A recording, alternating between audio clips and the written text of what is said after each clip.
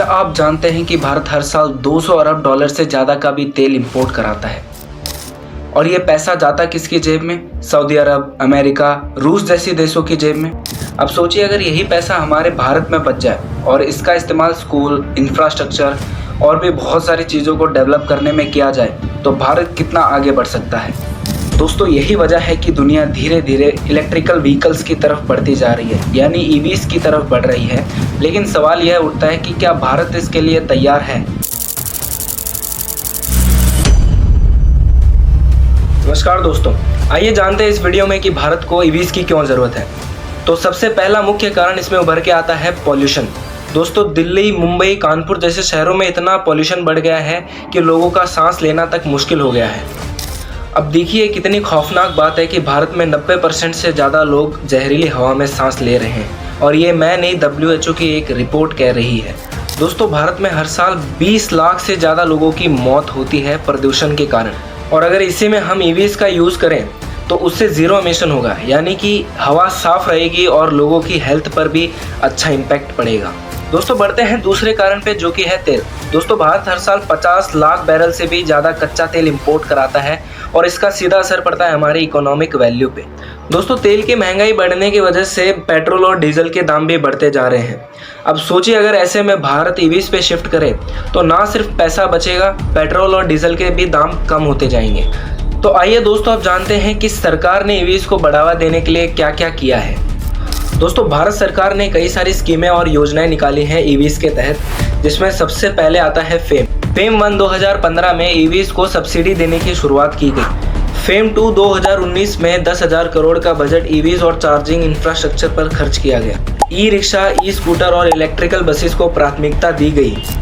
दोस्तों दूसरी स्कीम आती है हमारी प्रोडक्शन लिंक्ड इंसेंटिव यानी PLI। इसमें क्या है कि भारत प्रोत्साहन करता है बैटरीज और ईवीज बनाने वाली कंपनियों को।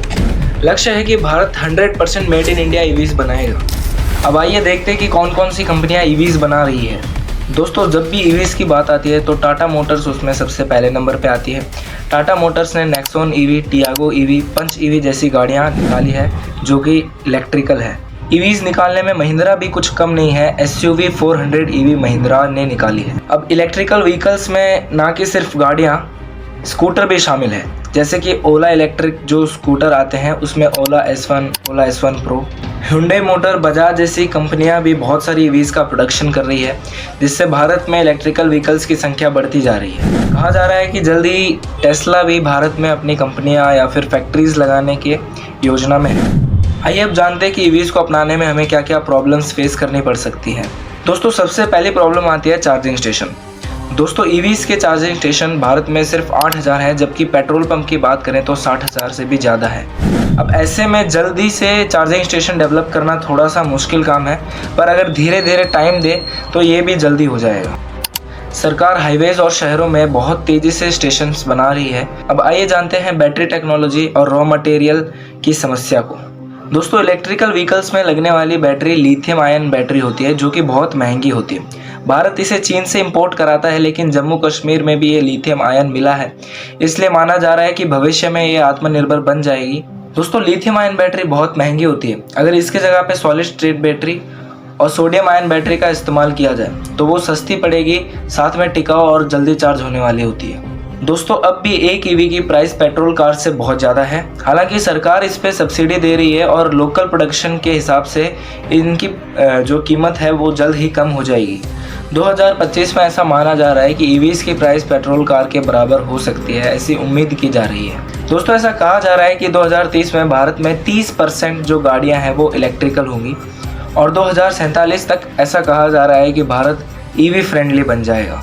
दोस्तों ईवीज भारत का भविष्य है, लेकिन ये बदलाव तभी सक्सेसफुल होगा जब कंपनीज, सरकार और आम जनता इनको मिलकर अपनाएंगे। क्या आप अगली बार गाड़ी खरीदते वक्त ईवीज पर विचार करेंगे? मुझे कमेंट बॉक्स में ज़रूर से बताएं। दोस्तों आशा करता हूँ कि आपको ये वीडियो पसंद आया होगा। अगर ये वीडियो आपको पसंद आया तो अपने दोस्तों में इसे शेयर करें और चैनल को सब्सक्राइब करके वीडियो को लाइक कर दो, ताकि हम सब मिलकर एक साथ एक स्वच्छ और हरित भारत की ओर बढ़ सकें। तब तक के लिए धन्यवाद।